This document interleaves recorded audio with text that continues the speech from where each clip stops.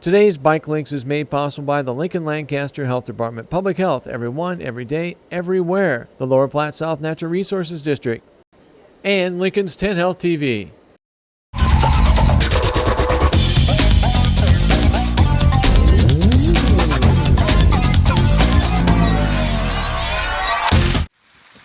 Oh, hi. Welcome to Bike Links. I'm Aaron Chambers. And I'm Elizabeth Rancourt. And we're here to guide you through some of the basics of becoming a safer and more aware cyclist. And also a better, more bike-friendly pedestrian and driver. That's right. We'd also like to talk to you about how to buy the right bike, how to handle that bike, and then how to have proper etiquette when riding on the trails and streets. Ready to get started? Let's go. Okay. Bicycling isn't just about fun. It is, but it's also about getting around. So if you're going to work, take a bike. If you're going to school, ride a bike. Are you going to run some errands or do some shopping? You should probably take a bike with you, but ride it. Now, before you get out there on the trail or road, there's something you're going to want to keep in mind, and that's that you have to buy a bike. So how do you choose the right bike or helmet for you? Well, it's a good question. And also, how do you keep things running smoothly? That's something we hope to find out as well. Come check it out. Buying a bike doesn't have to be a chore. In fact, before you go out, just make a couple decisions. That'll help save you time and money. First of all, how much do you want to spend on your bike? You can buy a bike at a garage sale for under $100, probably even less than that.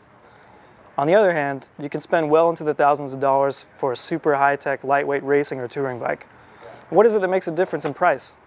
Just like buying a car or a house or any big-ticket item, workmanship, materials make up the frame of the bike, components going into the working parts, all of these things drive up cost. So just like you'd expect to pay less for a used car, a used bike can save you money. But you don't know what the bike's gone through. Has it been in an accident or have parts been replaced? You gotta ask now to save a headache later. Also, know your budget and stick to it, because it's better to buy something you can afford and get out and ride it than buying something out of your price range that just has to sit in your garage unused. When trying to buy the right bike, a bike shop is just about the best place to start. They have skilled, knowledgeable personnel that can help you choose the right bike for you. Damon, tell us a little bit about yourself. Well, my name is Damon Hershey. I'm the floor manager here at CycleWorks. I've been an active commuter or using my bike as a main form of transportation for over 10 years now. It's basically just a way I started when I was in school to save money.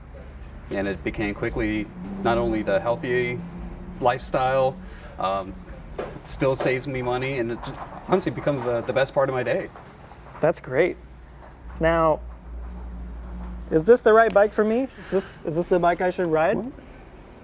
Well, when you are ready to shop for a new bike, getting the right size bike as well as the right type of bike are key. If you're going to a bike shop, you're going to have help finding that right bike. They're going to ask you questions about what type of riding you plan on doing, how you see yourself riding the bike, and basically what kind of bike you want. Good idea to take some bikes out, test ride them, see how they feel to you, see how they fit.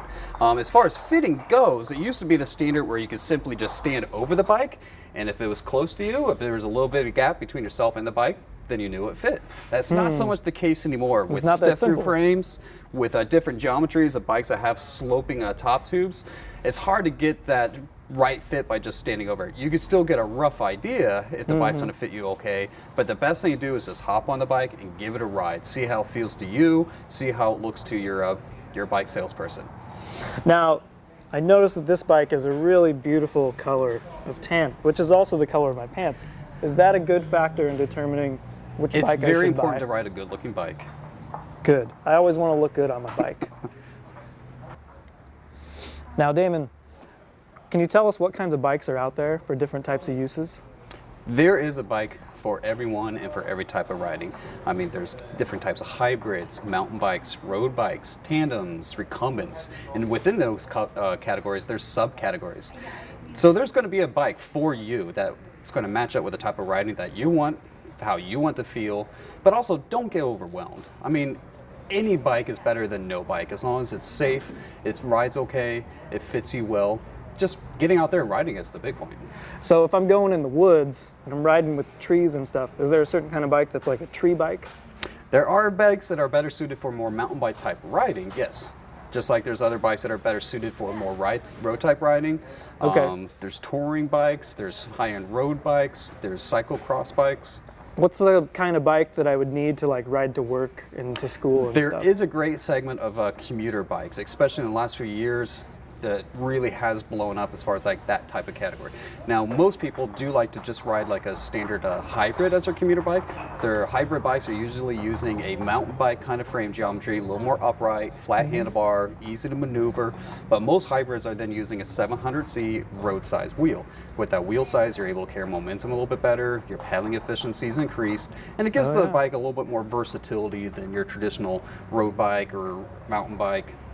Now, that sounds kind of technical, and I don't really understand all the numbers and stuff about bikes. And you don't have to. Again, it just matters to hop on the bike, give it a ride. If you like the way it feels and you think it's going to suit your purposes, then that's your bike. Sounds great. That was easy. Now, I know there's lots of used bikes out there. There's Craigslist and there's some used bike shops. What kinds of things might I need to make sure that I need to know about a bike that I'm buying used? Should I like make the guy on Craigslist ride his bike to make sure it doesn't fall apart first? That's not a bad idea. I mean, shopping for a used bike, it's the same things you're going to want to know shopping for a new bike. You want to be the educated consumer. The only problem with the used bike, you're not going to have the same amount of help. I mean, sales guys at a respectable bike shop, they're not there just to sell you a bike. They're really there to get you on a bike that's going to work for you because they want you riding that bike all the time. Yeah. So they're not going to sell you something that's not going to work for you or it's going to be poor quality. You're not going to have that assistance when buying something used. So it just makes it a little more important to make sure you know what you're getting into. Check the bike over. Do simple basic safety checks. You can hop I should look online. on the gears. Yep, check look the at the gears, brakes. check the brakes, Look check at the the condition frame. of the brake pads, the tires. Also, do research on the bike. Make sure that is the right bike. I mean, a lot of people just buy a bike simply because it's a really good deal, but they're ultimately going to be unhappy with it. Now, there's not a bicyclefacts.com, There is no bike. right? Truly, there's not really one of those, but it's not a bad idea if the person's okay with you taking it to a bike shop or having them even meet you at a bike shop just to get someone else's opinion on it. Yeah, that's a good idea.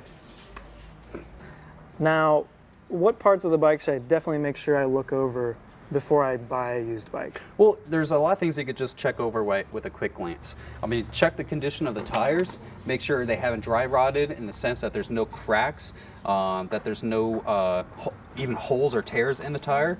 Look at the condition of the brake pads. Are they unevenly worn? Do they need to be replaced? There's usually some notches within the brake pad to let you know if they've been worn down or not. Check the condition of the rims, if they're nice and smooth, or if they have like a crevice within them, that means they're going to be a little worn out. Look at the chain. Make sure it's not rusted or there's bent links. Just check it over, make sure the drivetrain's going to be in decent shape. I mean, a lot of times with used bikes, it might, for 20, 50 bucks, you pick up what seems like a great deal. You take it to a bike shop to have it looked over, and you end up dropping another 100, 150 just getting it safe. And one thing to look for, not just with used bikes, but also with new bikes, is fit. It might be a screaming good deal. It might be a great purchase. It's a safe, rideable bike, but if it doesn't fit you right, ultimately it's not going to be the right bike for you. That's good to know.